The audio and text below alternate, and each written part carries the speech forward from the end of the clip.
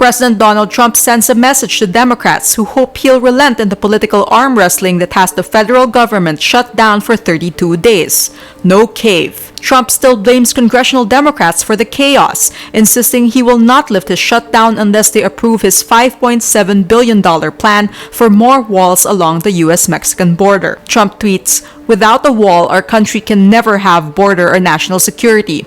With a powerful wall or steel barrier, crime rates and drugs will go substantially down all over the U.S. The Dems know this but want to play political games." Trump triggered a partial government shutdown on December 22 as a way of pressuring the Democratic majority in the House of Representatives to back the wall project. But Democrats are refusing to give in, and Trump is sticking to his hardball tactics. The political paralysis in Washington becomes a growing day-to-day pain across the country as some 800,000 federal employees adjust to life without salaries.